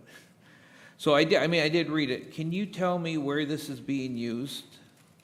if there's any issues that you're aware of. Yeah, so the, And then the last question, if you can remember, what do we do as counselors when somebody calls us and says, it stinks terrible? If it ever did. well, the operation on Highway 2 that you speak of, that's regulated under a different set of rules than what we are as a commercial producer, which is why we're here. They don't have to report any of the information in terms of where their production site is, apart from filling out a very simple one-page application saying where they're going to grow it. But in terms of any regulatory compliance oversight, there is none, whereas we have to, and Health Canada does regulate things such as odor, quality assurance protocols, standard operating procedure, auditing. So there's fairly stringent oversight for commercial producers. And I'm familiar with the production site that you speak of, and, you know, it's unfortunate that it happens, but they're not obligated to do anything about it, and there's really nothing you can do about it. Us, on the other hand, you would call Health Canada, and they have the right to revoke our license, whereas those personal production facilities, that's not the case. There's nothing they can do to revoke those. So it is regulated at the federal level.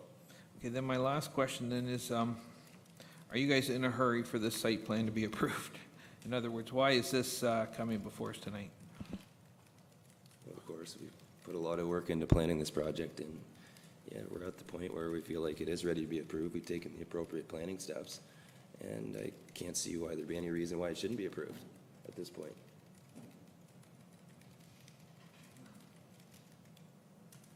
Member LaFerrier?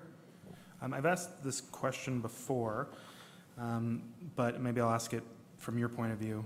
We have a grow facility in our ward, in Ward 2 Paris. It's in the midst of a residential community. We've received 0 complaints about smell, about any odor, security, or lighting issues. And I know it's not the same as a farm-based plant, but you'd be more similar in terms of operations to a facility like that, a well-funded, scientifically proven, lots of infrastructure put in, as opposed to what we're hearing about in Estonia, which is a very different operation. I just want to clarify that for folks watching. Yeah, so Emblem Cannabis, they're regulated under the same regulatory regime that we are. Right. And, I mean, council has spoke very favorably about them in the past and how they operate, and that's the set of rules that we operate under. So let's not mistake the fact that, or let's not mistake us with an operation like Highway 2 is definitely operating under a different set of regulatory rules than what we are. So to clarify that. Thank you. Any other member of committee with a question of our applicant? Seeing none, thank you. Is there any member of the audience who would like to speak to this application, this report? Ask a second time, is there any member of the audience who would like to speak to this report? Ask a third and final time, is there any member of the audience who would like to speak to this report? Seeing no one, does the committee wish to deal with it? Member House. Seeking a seconder, seconded by Member Pierce. Any further questions or comments from committee? Member Miller. Thank you, Mr. Chair. No, I won't support this particular recommendation. I still would like it to come to committee. I would still like Planning Advisory Committee to have the final say on this. It's too big a risk. It's too big a risk to the community. I don't know how many people were around the table when it came up, but they talked about, it wasn't just odor, it was also security, it was lighting, it was traffic. There's a lot of things that the neighbors were concerned about. They're still concerned about it. I got another email again tonight about it. So I'm not going to support this staff making the final decision on it. I'd like Planning Committee to do that. So I won't support this. I'll answer that. We are the planning committee, so we will be making the decision, sir. The recommendation is that it be delegated to the General Manager of Development Services. After we approve that. Mr. Chair, there's a few changes that need to be made to the site plan. What we are approving is the site plan in principle. We are not approving the final site plan. That's what this recommendation is saying. I disagree. Any other member of committee like to comment? Seeing none, call the vote. All, Member Gatward. Why don't I just start with you? This is the first time I've spoken on this. Incorrect. I've got you listed here numerous times, ma'am. I write your name down every time. I write everybody's name down that has a question. Well, thank you.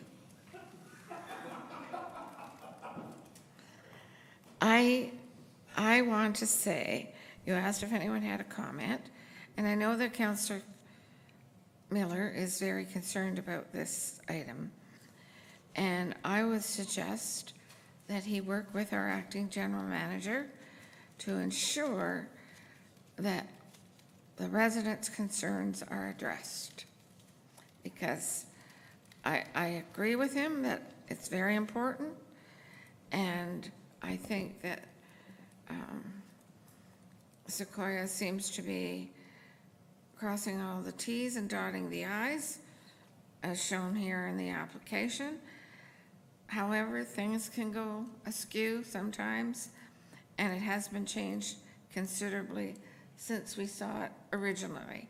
So that's my comment, that Councillor Miller could work with our acting general manager. Thank you.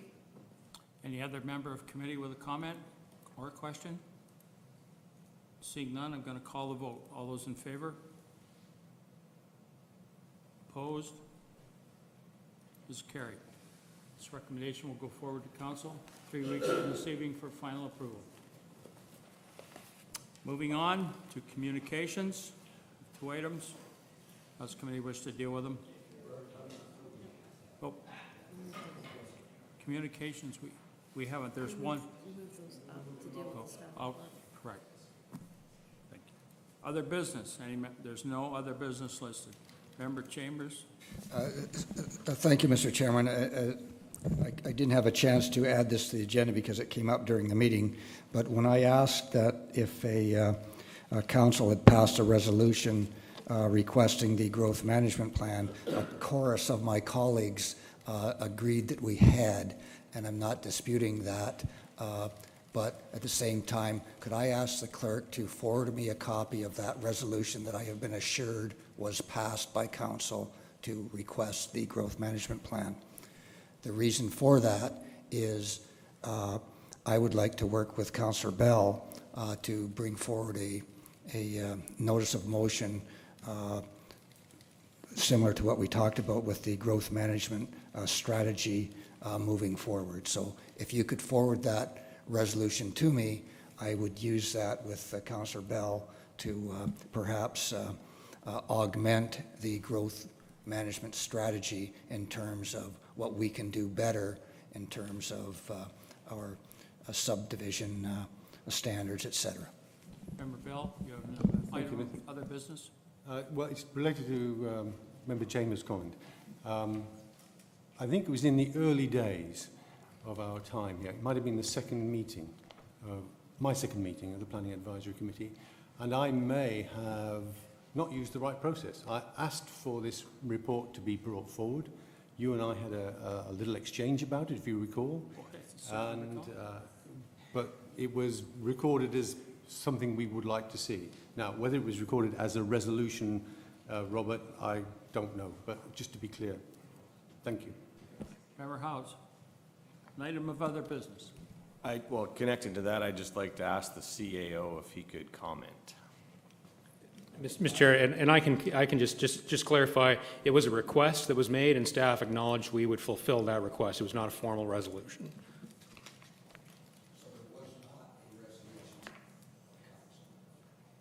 I can confirm that. There was not a resolution of council. There was a request came forward in the January meeting. At the February meeting and business arising for the minutes, the request was asked of a status update. Staff said we were working on it. At the March CDC meeting, I prepared a report of current initiatives underway, and I listed that initiative as pending for the April meeting. So that is the kind of the history of what we received at the April and now the May Planning Advisory Committee meeting. And Mr. Chairman, that's my recollection of exactly what happened, but I was accused of not paying attention during the meeting and actually being absent from the meeting by one of my colleagues to my right, and I do recall Councillor Bell bringing it forward, but I did not recall a resolution passed by council, as my colleague assured that we did just moments ago. So I appreciate the clarification. Anyone else with an item of other business? Member Bell. If I may, and this is a request going forward 2 months from now, our July Planning Advisory Committee meeting is July the 2nd, which is a day after the long weekend. That's correct. And I wondered whether we could move it 1 week back to allow the staff and ourselves a little time to enjoy the long weekend. I'm going to reply to that. Member Howes and I will have a meeting on the second Tuesday of the month, so I'm not going to support your recommendation to move it. We do have a scheduled planning. That will be a library board meeting on July the 9th.